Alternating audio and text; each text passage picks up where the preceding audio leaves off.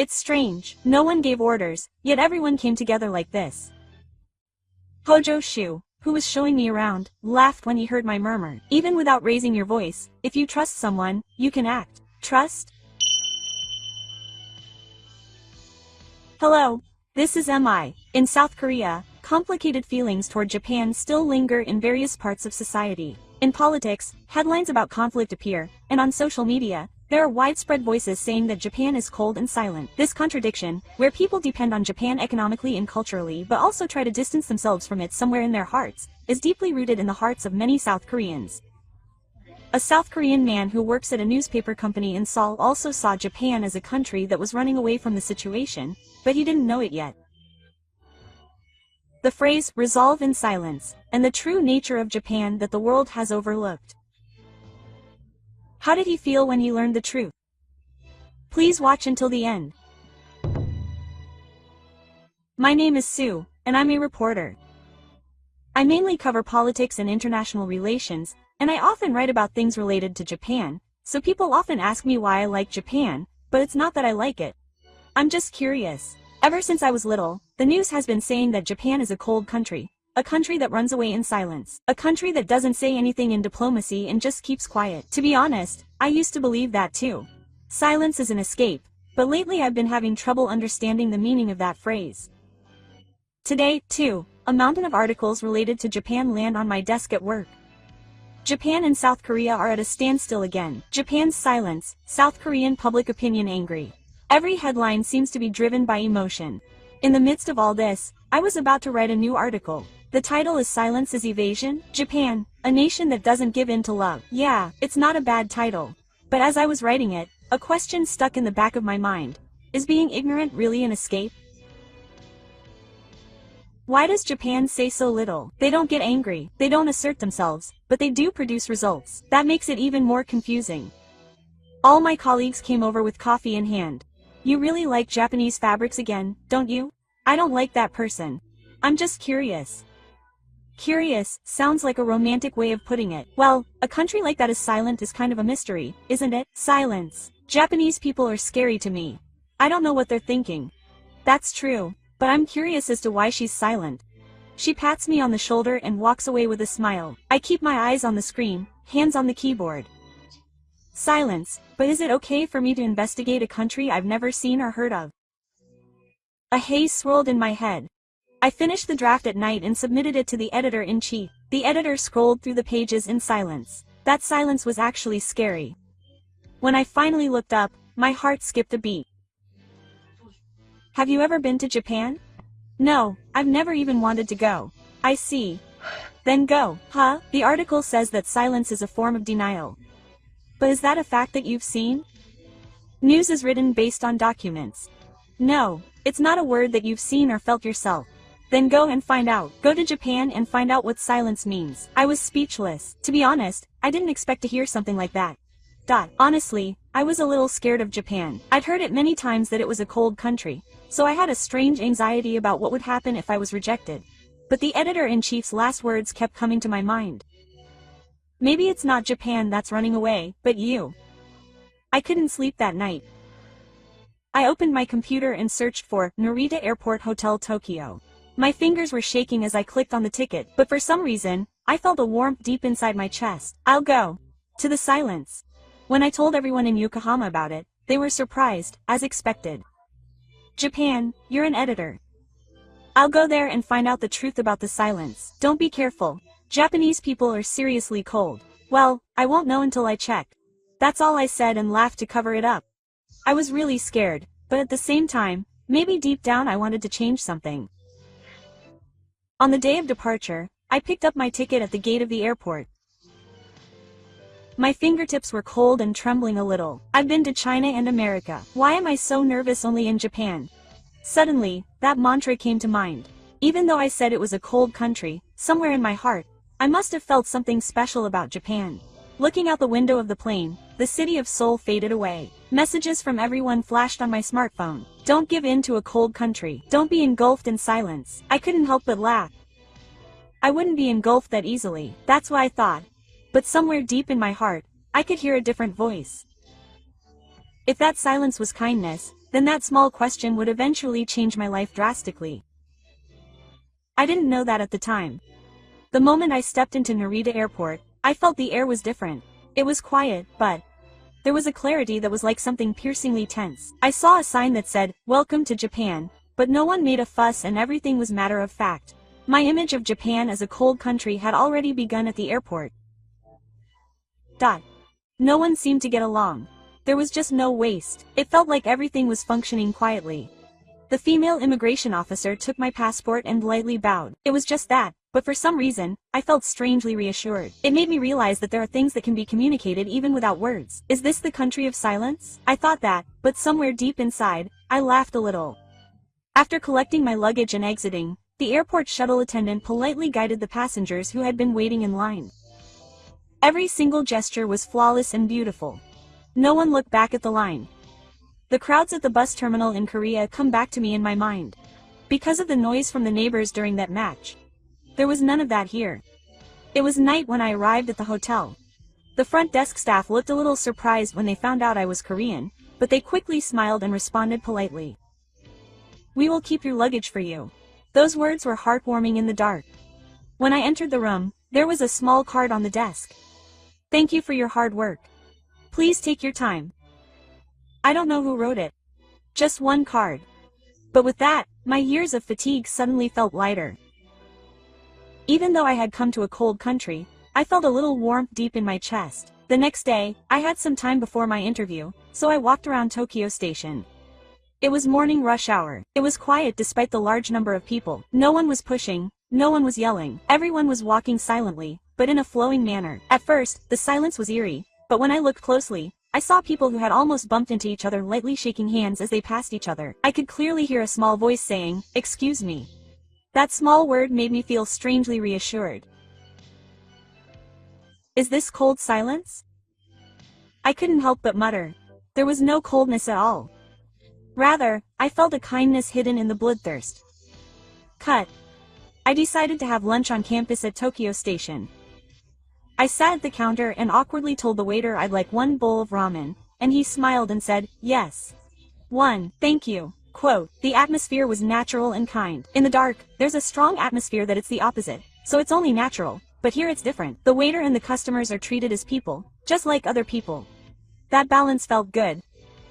After watching the interview, I got on the train. I had heard rumors about Japanese trains, but they were really accurate. The train departed exactly on time, right on time. The announcements on the train were calm and quiet. All the passengers were silently looking at their smartphones or reading books. If a child made a little noise, the parents didn't immediately tell them to be quiet, but were kind.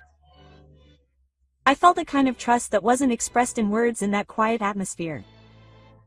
Silence can be so comfortable. I found myself laughing at myself. The silence I had been experiencing was one of rejection or indifference. But the silence here was a silence of consideration. We noticed each other without speaking. That feeling was so pleasant that I found myself liking Japan a little more. On my way back to the hotel in the evening, an elderly woman dropped her bag at an intersection. The moment I tried to pick it up, a man in a suit who was nearby quickly picked it up. He didn't say anything, just gave her a small gesture and walked away. The woman only bowed her head slightly.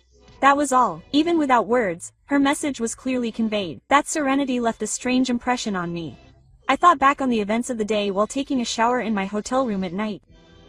Silence, lack of waste. But it was by no means cold. Rather, it was a kindness that didn't upset my heart. What's wrong with Japan? You're not cold at all. I smiled at myself in the mirror. I almost wanted to show it to the editor-in-chief. I was a little excited as I checked the interview schedule for the next morning. Next, I planned to cover a Japanese railway. I wanted to know about the cats in a country with a philosophy of silence. Perhaps the real answer lies within. The morning air felt a little chilly. After leaving the hotel, I stood on the Chuo Line platform at Tokyo Station. Today's destination was the Railway Operations Center and Vehicle Maintenance Factory in Tokyo. The editorial office had made an appointment for me to investigate the relationship between Japan's timekeeping accuracy and its culture of silence. The train arrived exactly on time. The doors opened the moment the clock struck 12. There was no discrepancy of even a few seconds. People lined up quietly without pushing each other, and boarded the train quietly. Just seeing that scene sent a chill down my chest. There is a reason for the silence in this country. Everyone is observing it without feeling like they are being forced to do so by anyone. What is this? It's amazing. I couldn't help but mutter under my breath. There was little conversation on the train, and everyone was spending their time quietly. But it wasn't cold. It was calm. I thought I would miss the hum of the Korean subway and the voices of people talking on their smartphones, but I found it more comfortable here. When I arrived at my destination station, a JR candidate representative came across to me. He said calmly, handing me the name of the station, "Thank you for coming today. I will show you around. Thank you very much." Can I ask you a question? Of course. Why are Japanese trains so punctual? Honestly, isn't it abnormal that they are not off by even a minute? Not making people wait means that you value them. I fell silent at those words. Not making people wait equals consideration. That's one reason for the silence of the Japanese. While we Koreans pursue efficiency and speed, they have made it a rule to be considerate of others. I guess that creates a silent relationship of trust. After that, I was shown to the maintenance workshop. The workers were moving without a single movement in the spacious school. No one could remember anything. Instructions were kept to a minimum, but everyone seemed to know exactly what to do next. It was like an orchestra in perfect harmony. It's strange, how could they all come together so well without anyone giving orders? The factory owner who was showing me around laughed when he heard my murmur. Even if you don't raise your voice, you can still move if you have trust. Trust? Yes, words are important, but sometimes you can get your point across without words. We call it silent teamwork. Silent teamwork. Those words struck me deeply. Silence is not running away or being indifferent. Because you trust the other person, you don't need any unnecessary words. That was the atmosphere here. After the work was over, the owner handed me a glass of sake. It's cold, so please drink it. Thank you. When I opened it, a faint sweet aroma spread. The owner looked up at the sky and smiled a little. In Japan, doing things quietly is considered beautiful. But there is heart in silence. Heart? Yes. Silence is not running away, it's determination. Silence is determination.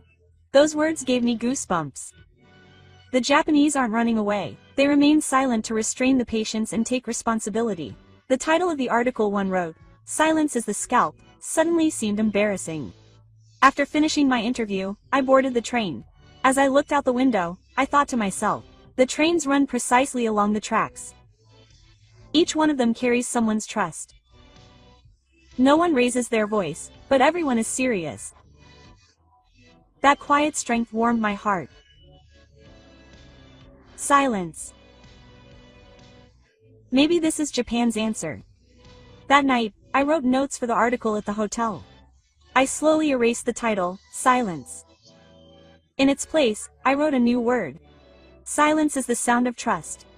The moment I typed that, I felt a breeze blow through the depths of my chest. Perhaps I had only just reached the starting line of my journey. I decided to look deeper into Japan from here on out. And so that era ended. The next day, I headed to my next destination. The theme was Japan's nursing robot technology supporting an aging society. To be honest, when I first heard about it, I didn't really get it. I thought there was no way I could understand the feelings of the robots and caregivers. But the editor-in-chief said, if you want to know the meaning of silence, look at the scene of the thoughts. Those words stuck with me for some reason, so I agreed to take the materials. I visited a nursing home in Kanagawa. A female staff member greeted me at the entrance with a bright smile. Welcome. Nice to meet you. How are nursing robots in Japan actually used? You'll be surprised when you see them. The inside of the facility was brighter than I had imagined. The scent of the nose, soft music, and a white robot moving nimbly down the hallway. Its round eye-like sensors light up and it says, "I've brought you some tea." I couldn't help but laugh. It's kind of cute. That's right. It's more like a friend than a machine. An elderly resident speaks to the robot. Thank you. The tea isn't hot today. Yes. I made it a little lukewarm compared to yesterday. It was as if it really had a heart. It's conversing with a program, right? Yes. But you see, I put the most effort into responding warmly. The way you respond is more important than the words you say. Well, that's right. Japanese people value the magic of silence. Time to sense what the other person wants to say next. That's kindness. A moment of silence. The words from the factory yesterday came back to my mind. Silence is not an escape, it's a determination. And now, in the nursing care field, I was told that silence is compassion. How profound is the silence in this country? In the middle of the tour, I spoke to a female caregiver. She was gently recovering a blanket while talking to a 70-year-old user. She was being quiet the whole time. In Korea, they tend to speak to and encourage a bit more. That's right. But sometimes, even without forcing words, a single touch can convey a message. I see. We learned the courage to watch in silence. The courage to watch in silence. Those words really resonated with me. Silence is not indifference. You don't say anything because you trust the other person. That's the same as the nature of a railway or the trust in a factory. The silence in this country makes sense. When it was lunchtime, the robot came to the cafeteria again. It's lunchtime. Today's is curry. The residents were smiling happily. Seeing those smiles, the machine didn't seem cold. I felt like it was filled with human compassion. The Japanese are amazing. They even teach kindness to people on the plane. Japanese technology is used for the benefit of others. Support without raising your voice. That may be the strength of this country. After finishing the interview and leaving the facility, I stood there for a while. The cold wind caressed my cheeks, but I felt strangely warm inside. Silence is not running away. Silence is a form of kindness and determination to respect others. On the way back to the hotel, a young woman standing next to me on the station platform suddenly sneezed. The moment I tried to reach for a handkerchief from my pocket, the salaryman behind me quickly took out a tissue. Thank you. The man said nothing, lightly comforted her, and left. I knew it. Kindness can reach people even without words. I take notes at my computer at night. Silence is not coldness, but a space to think about others. I stopped writing after writing that 1 minute. There is definitely a passion for people in the way this country is conditioned. I wanted to convey that. Tomorrow is my last interview. I plan to see the spirit of the hawkers at a Japanese construction site. Something was starting to take shape inside me little by little. The word silence no longer sounded negative. My last reporting trip in Japan was to a manufacturing factory in Nikakubu, Saitama. The theme was Japanese craftsmanship and artisan culture. To be honest, I didn't have high expectations at first. I had the image that a factory equals an empty space and seems like an unsuitable place. But that day, my thoughts were completely overturned. The factory was a 20-minute taxi ride from the station, in a quiet corner of the town of Kogai.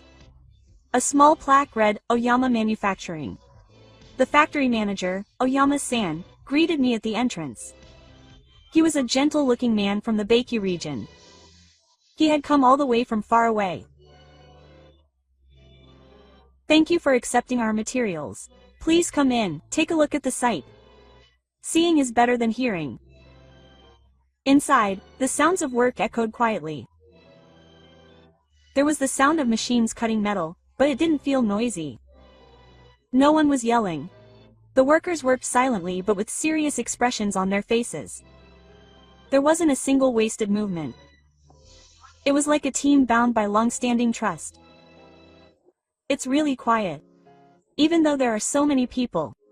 Yes, silence is the #1 rule here. If you raise your voice, mistakes will happen. It's proof of your silence. Those words struck me. Silence isn't something to run away from. It's an attitude to produce results. Further inside, a young employee had stopped the machine and was checking the parts. He sighed softly and turned to his boss. Quote, "I'm sorry.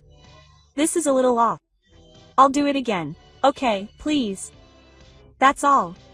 There was no lost time or unnecessary conversation, but those single words were filled with trust. When the work was finished, Oyama-san served me coffee. Standing quietly in the breeze, I boldly asked, "Oyama-san, why are Japanese people so quiet? In Korea, if you're silent, people think you don't have an opinion. Silence is a sign of determination." Determination? I'd rather show it through my actions than my words. That's what taking responsibility means. Silence isn't something to run away from. It's a time to speak with results without making excuses. My heart warmed at that moment.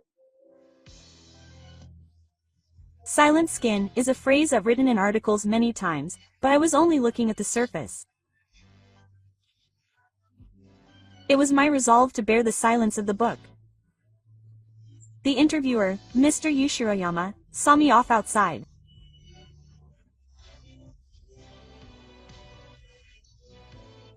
He bowed slightly in front of the gate and said, "Mr. So, being a reporter is a job that uses words, right?"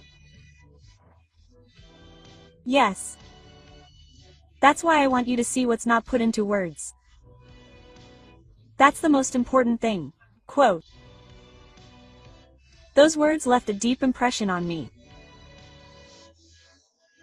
When I looked up, the white winter light illuminated the factory roof. I felt like I could see the strength of silence in that light. On the day I returned to Japan, I opened my notebook while drinking coffee in the lobby of Narita Airport. The title of the article one had originally written caught my eye. Is silence an escape? I crossed out the word with a big X with my pen. Then I quietly wrote a new title. I was prepared for silence. The day after I returned to Seoul, I submitted the article to the editorial department. The editor-in-chief continued to read it without saying anything. Silence followed. But this time, I wasn't afraid of that silence. Eventually, the editor-in-chief nodded gently. That's a good article. That person finally saw beyond words. Yes, I finally understood after going to Japan. It's not a word. It's a form of trust. The editor-in-chief patted my shoulder with a smile. That's the true eye of a reporter. The winter sky of Seoul seen from the office window was slightly cloudy, but my heart was strangely alive. The scene I saw in that quiet time is burned into my eyes.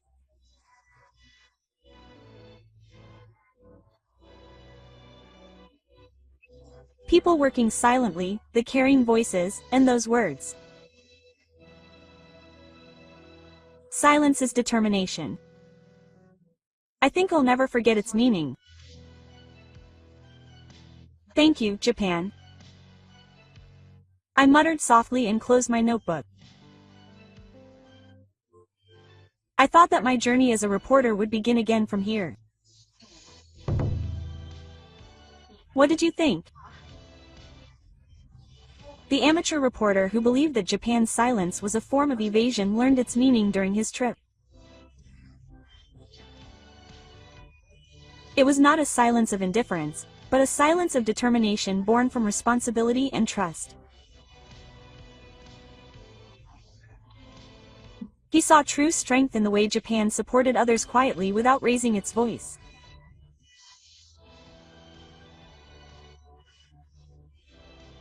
The character of the railways, the kindness of the nursing care, the backs of the factory workers, all of these were connected by feelings deeper than words. Silence is not a form of escape, but a form of sincerity that cares for others. The philosophy he saw in Japan eventually transcended borders and became a teaching tool for how to be a human being. Please share your thoughts and opinions in the comments. Thank you for watching until the end. Hey, are we going to rely on Japan again? After all, we've been stirring things up for half a day. That's right, we've been taught that it's Japan's fault, so now please help us. Who's going to trust us? And if we're rejected, they'll definitely start blaming Japan again. They just keep going around in circles like that. Hello, this is May. The shutters on the streets are increasing, the night signs are being changed every week, and people's sighs are getting louder. The Korean economy is collapsing from the ground up, and while the government is acting tough, its measures are in vain, and when they ask other countries to resume currency swaps, they're being rejected, so they're turning their anger outward. Cheap exchange rates and high prices are putting a strain on people's lives, job opportunities for young people are shrinking, and trust is gradually being lost. In the midst of all this, one woman begins to speak about the reality in her own words. We bring you the current state of Korea from the perspective of a resident, in a voice that doesn't speak. Please watch until the end. My name is 44. I'm an ordinary office worker at an ordinary company. Well, to be honest, I'd like to introduce myself as working for a good company, but that was only a few years ago. Now it's just an ordinary company. My morning routine is to buy coffee at a convenience store. That morning, I went to a convenience store as usual. I picked up a coffee at the convenience store and threw it back without thinking. Until last week, it was 1,800 yen, but now it's 2,100 yen. Some people say it's only 300 yen, but the prices of food, milk, and instant noodles have all gone up little by little, and by the end of the month, the small changes pile up and start to weigh on my household budget like a mountain. The news said that the exchange rate has gotten worse again, but the beeping sound at the cash register is much more painful than the graph. The street I pass on my way to work was crowded with delivery trucks in the mornings 6 months ago, but now it's lined with silver roller shutters. Some stores still have signs saying they're having a closing sale. The small stationery store I used to go to on the weekends was dark when I passed by it last night, and there was a handwritten note on the door that said, "Thank you for your long service." My heart went cold. A message rings on the commuter bus. From a civil matter. 4. It's open on the day off. Let's go to a cafe. Let's go. I need something sweet anywhere. A cafe near my office during the day. It's stylish, but there aren't many customers. I frown when I look at the numbers on the far right of the menu. It's gone up again. Seriously, my salary hasn't changed. Not only has my salary gone, but my bonus has disappeared this year. My job offer has disappeared. That's all for last week's slanderous job offer suspension email. I'm sorry, I don't know what to say. It's okay. I don't know either. The news says there are signs of recovery, but whose recovery is it? She smiles slightly, but her eyes aren't smiling. She takes a sip of coffee and her umbrella remains under her umbrella. Recruitment has stopped in my department too, and all expenses are being reviewed. The phrase, "cash is hot," comes up repeatedly in meetings. Everyone is on the defensive, but on TV someone is saying in a strong voice that the economy is healthy. What is the definition of healthy again? On my way to a business meeting in the evening, I saw a crowd gathered in front of the station. Look at the placards that say, "Look at your life." You can't fill your stomach with words. There were a lot of young people there. The girl holding the microphone was a little younger than me, and although her hands were shaking, her voice reached me clearly. I stopped for a moment and listened to her voice. Someone shouted that Japan was bad, America was bad, but no one around nodded. I was tired of trying to find someone to blame. When I got home at night, my mother was spreading out receipts on the table. It's like a small piece of hair is a medical record of our family's finances. It was more expensive today than last time. Yeah, I know. I spilled my coffee too. It's rare for you to spill it. Don't laugh. I'm learning to save money. If saving money could solve everything, the world wouldn't be so noisy. My mother sighed and turned off the lights. The darkness of the room suddenly deepened. The neon lights outside the window seemed to have diminished a bit. Speaking of which, a corner of a nearby shopping mall has opened up, and we haven't decided what to do next. I learned for the first time that when people disappear, the sounds of the city become quieter. The next day, I was called by my boss and told that the budget for the project would be cut even further. The president of the company said that he was sorry to bother me on the phone, but that he was in a panic. The reason was uncertainty. It's a convenient word, isn't it? Uncertainty. A magic word that stops something without blaming anyone. But it's our lives that stop. On the way home, I got another message from the Civil Affairs Department. Hey, have you seen the news? I haven't seen the currency story again. I'm tired of it. They said they're asking for help. I'm starting to hate the word help. There's nothing wrong with asking for help. But I understand. That word has always come together with bravado lately.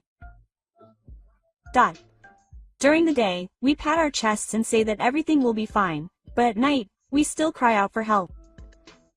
Our lives are shaken by this back and forth, rattling like the inside of a refrigerator.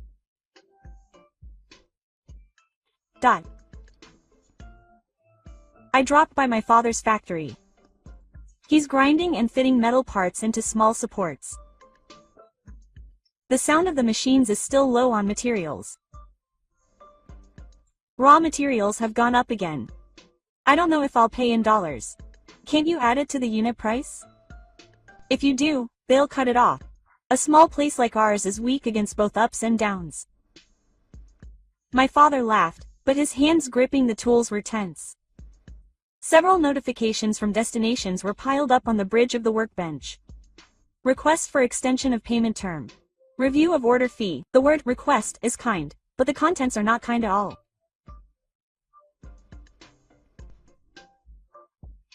On the way home, I stopped by the nearby market, and the usually cheerful fishmonger was staring blankly up at the sky today. Chan, I'll just watch today. Sorry, I'll just watch today. Everyone is like that. I'll just watch. The fish are alive, but my wallet is dead. I laughed a little. But I understand. That joke is an accurate diagnosis of our current situation. I think about it while looking at the ceiling in bed at night. Do I want to blame someone? Will it make things easier if I do? On the news, someone is blaming something loudly. But my life has never been easier because they're loud. At least until now. Do you want to go and see it tomorrow? Everyone is gathering in front of the Seoul mayor. Yeah, I'll go. I want to see it. I want to see it. Not someone's slogan, but someone's face. An angry face, an exasperated face, a face about to cry, a face that's laughing. Just like the city, I'm scared that the presence of people is thinning out. If there's still some passion left in people, maybe something will start from there. I can't give up on my childish hope. The next day, before watching, it was quieter than I expected.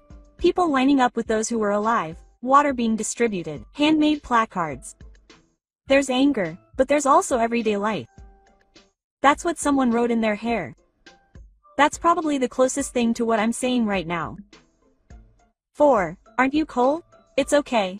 It's a little warmer since I came here. As I was leaving, I could hear the sound of drums in the distance. Someone was beating to keep pace. I also slightly adjusted my pace. I don't know where we're going, but it's much better than standing still. When I got home, my mother had the TV on. Someone said again that the economy is healthy. I picked up the remote control and turned the volume down a bit. To stop the word healthy from filling the room anymore. And I muttered quietly, healthy means being able to buy coffee without spilling it. It's such a trivial definition that even I laugh at myself. But that's the only place to start. I'll work tomorrow, save money, and meet up with friends to complain. While maintaining these small daily routines, I'll remeasure my distance from the big words of my country. Whether it's bravado or a wish. The wind outside the window blew at a speed that I could handle, rather than looking for anyone else's achievements. The number of neon lights in the city remained the same as yesterday. They weren't all gone yet. The next day, the news came out with another big headline. South Korean government requests Japan to resume currency swap. The moment I saw the notification on my smartphone, I muttered to myself, I knew it. After all, they'd been saying all along that there was no problem with healthiness, but now they're asking for help. And the person they're asking for help is Japan, which they've always made a bad name for, so it's full of contradictions and it's not funny. During lunch break at the office cafeteria, my colleague Yunwoo, sitting next to me, muttered to himself while munching on kimchi. So we're going to rely on Japan again? We've been stirring things up for half a day now. That's right. We've been taught that it's Japan's fault, so who's going to believe us when we ask for help now? And if we're refused, we're sure to start blaming Japan. Again. They're just going around in circles like that. The people are tired of it. They don't have the luxury of sitting in a theater of blame shifting. Hyunwoo's words stung more than the pain of cheese. I've actually felt the same way all along. In the end, our lives just get harder as we alternate between playing the roles of victim and perpetrator. When I got on the subway in the evening, there was a bait-and-switch advertisement asking whether Japan should respond. What's with that condescending attitude? It's like you're ordering someone around when you're the one asking. I sighed and made eye contact with a boy who looked like a student sitting across from me. He was also looking at the same advertisement and shaking his head. When I got off at the station, there were people gathered in the square. A group of people were shouting for the currency to be reinstated, and another group was yelling back that it was their own fault. With each side holding a microphone, their voices grew louder and louder. I was watching from the bridge, but neither of their voices sounded like a genuine cry from the heart. After all, the people shouting for help had been saying they didn't need Japan until yesterday. The people shouting that it was their own fault might say Japan's fault again tomorrow. Amidst all this contradiction, only the cries of voices resounded. When I got home, my father was watching TV. Someone was repeatedly criticizing Japan on the live broadcast of the parliament. How pathetic. If they wanted help, they could bow their heads. But these guys just kept raising their fists. That's right. That's not the kind of attitude they have when they want help. And they should just be honest with the people. It's already bad. But they never say anything. If they don't act tough, I'll fall. Even though they're already falling. My father silently changed the channel. The laughter on the variety show was actually painful. The next morning, I met up with a friend from the civil service at a cafe. Naturally, they started talking about yesterday's news. 4 fish. This is making fun of us, isn't it? Yeah. The people see right through it, but the government pretends not to notice. And when they are rejected, they get angry and say it is humiliating. Why does this happen when they are the ones asking for it? It's just a case of getting angry. Their pride gets in the way and they can only act on emotion. Her eyes were really tired. They are struggling with job hunting and their hopes for the future are fading. It may be natural for such a girl to shout that she is not at fault. But I can't forgive the government's attitude of taking advantage of that. I went to see the demonstration before the weekend broadcast. The placards read, "Don't give in to Japan. But we need help." Quote. There were contradictory messages. Someone there said, "I wonder what we want." It's true. If we want help, we should be honest. If we want independence, we should reform first. But we do neither, so we become isolated. I thought to myself as I looked at his profile. This country always tries to have two faces. We rely on Japan while making it our enemy. We lean on America while fawning over China. We pretend to be strong while secretly crying. Every time this happens, our credibility is eroded little by little. When I got home at night, my mother was opening the newspaper. The headline read, "Currency swap negotiations with South Korea. This is hopeless. The other party isn't stupid either. Yeah, who would lend a helping hand to a country that doesn't keep its promises? Will they still say that Japan is at fault? Of course they will. It's their usual pattern to direct their anger outward." My mother hung her head in silence. Her silence was heavier than her words. When I opened social media before going to bed, I saw the same kind of shocked voices. They're getting angry again. They're making fun of the people. If they really want help, they should change their attitude. But underneath them were people who were saying that Japan was cold and that America had abandoned them. Everywhere I looked, there was only anger to direct. I thought, it would be quicker to look in the mirror than to look for a target for anger. The next day at the company's formal meeting, my boss said, "Everyone, customer payments are delayed again. Please pay attention to your cash flow." When we heard that, we looked at each other. If customers are late, it will affect our salaries. The news was saying that everything was fine, while the people on the ground were saying that there would be delays. Everyone knows which is the truth. A message arrived from the Civil Affairs Office during lunch break. For NGIN, apparently there's going to be a cleaning event soon. Cleaning? Yeah. It doesn't make sense to say it's a show of national unity. All I can do is laugh. I couldn't help but feel pain just imagining her face. If cleaning would revive the economy, no one would have to struggle. The attitude of trying to fool the people with such a performance was a symbol of Korea today. As I lay in bed, I thought back on the day. The voices desperately wishing for the resumption of currency swaps, the voices that were rejected, the voices that tried to shift the responsibility. None of them made my life easier. The only thing that definitely stuck in my mind was what the young man muttered before watching. "What do we want?" I felt like that was the closest thing to the answer.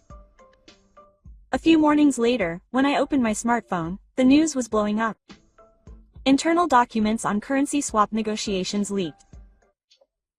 My mind raced and I stopped taking a sip of coffee. The document recorded the harsh conditions imposed by Japan and the South Korean government's aggressive stance that they were unacceptable. However, they explained to the public that negotiations were proceeding smoothly. In short, another lie. It was not a negotiation to protect our livelihoods, but a staging for a face-to-face meeting. When I arrived at the company, the whole office was buzzing with talk of it. A colleague called out to me. 44 That internal document I read. Yeah. So they were hiding it after all. And it said that they couldn't show the information to Japan. It wasn't for the people, it was for their reputation. That's what it all comes down to. Their chairs are more important than our wallets. Her voice was closer to astonishment than anger. Me too. I'm not surprised anymore. I've seen this kind of betrayal many times. During lunch break, the TV in the cafeteria was left on, and a breaking news report came on that a rating agency had downgraded South Korea's credit rating by one notch. At the bottom of the screen, a government official was commenting that the impact on the market would be limited, but none of my colleagues believed it. Kawasi rate reacted immediately, and the volume dropped even lower. Far from being limited, my wallet is taking a direct hit every day.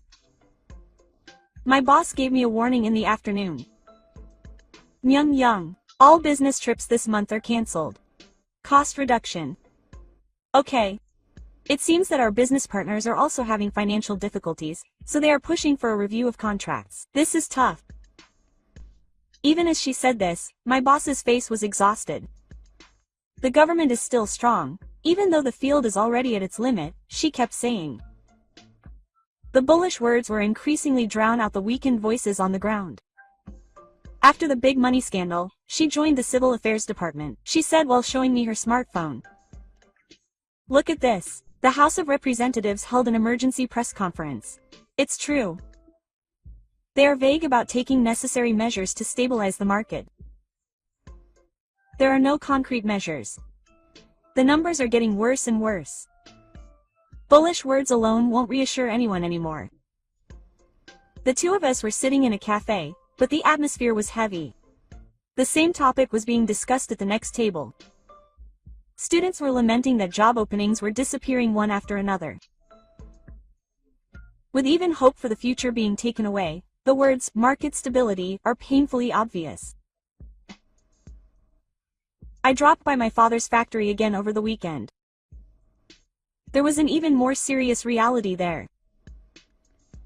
Another notice came from the bird's tip. This is the third time they've postponed payments. So how are we going to make ends meet? We have no choice but to borrow money. But the banks are reluctant. They say interest rates will go up because we've been downgraded. So that just means we'll get more and more out of the loop. That's how it is. My father's voice was calm, but his hands on the desk were shaking slightly. His generation has experienced the Asian transit system, so I think he has a feeling that the same thing will happen again. On the way home, I opened the news app and saw footage of the demonstration. A large crowd had gathered again in front of Seoul.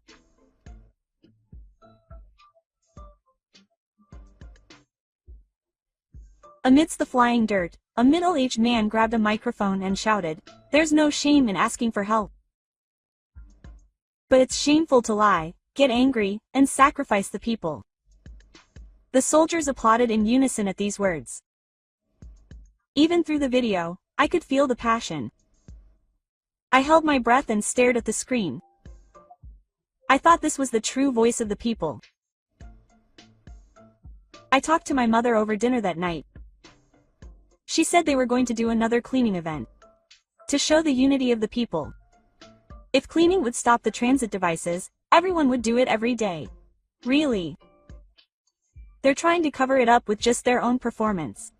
What we want isn't a clean city, but a tomorrow where we can live in peace. I nodded strongly at my mother's words. The government continues to pretend to be strong, while the people suffer from reality. The gap between them widens day by day. That night, I opened SNS. My timeline was filled with sarcasm. If a strong attitude will make the currency rise, all citizens should hold their heads high. Instead of cleaning, keep your promises first. Trust is lost once it's lost. I sympathized with each of them and thought to myself, this country won't move anymore because of someone's strong voice. What we need is sincerity and realistic action.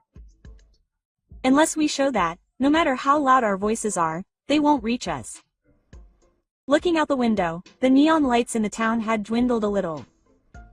The country's bullishness waned with each extinguished light.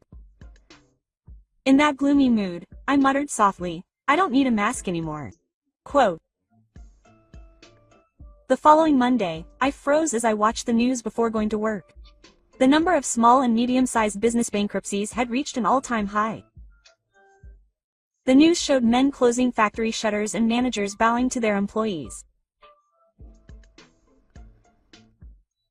With each small business that disappears, the families and livelihoods involved are all caught up in it. It's not just numbers, it's people's lives. But the government dismissed it with words like, it's just a healthy adjustment. The moment I heard it, I turned off the TV. I didn't want to hear it anymore. When I got to work, the air was stuffy. $4. Is it true that one of my destinations went bankrupt? Yeah, I was texting normally until yesterday. Suddenly, they said they couldn't collect the payment to us. I almost crashed into my desk. This is how things collapse in a chain reaction. My father's factory is in danger too. Without thinking, I took out my smartphone and called him. Are you okay, Dad? He's still holding on. But it's only a matter of time. Why so soon? Trust can collapse in an instant. The feeling had been there for a long time. The business deserves what it deserves. The whole country. My father's voice was tired, but there was also a note of resignation. Those words, "You deserve what you deserve," lingered deeply in my heart. When I got home at night, my mother said with a serious face, "I heard at work that they've started paying salaries." What if the company is in trouble? I don't want to think about it. But I think it's the same everywhere. It's hard for individuals to survive when the whole country is sinking. That's right. But I want you to at least face it honestly. No more lies. My mother nodded silently. That silence revealed our limitations. I went to watch it again over the weekend.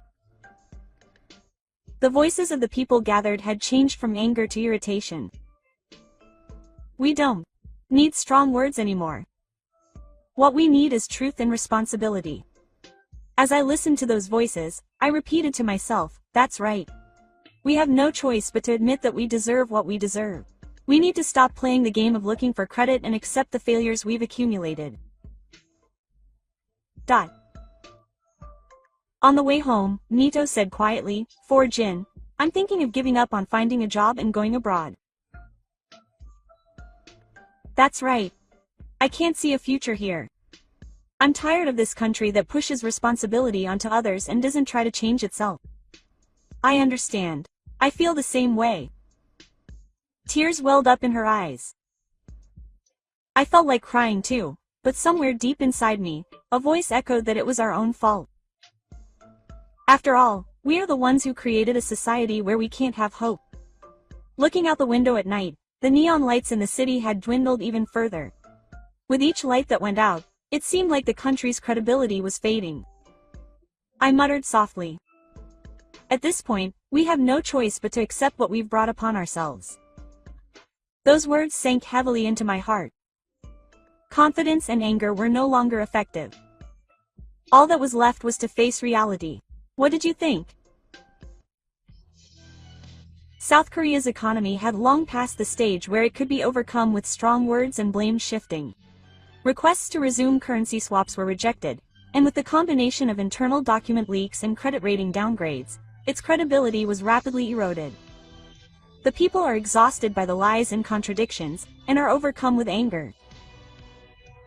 No one's heart can be moved by superficial unity like a cleaning event. As the bankruptcies of the workplace continue, people are driven to the brink of unemployment and livelihood insecurity, and the phrase, "It's your own fault," has spread throughout the country.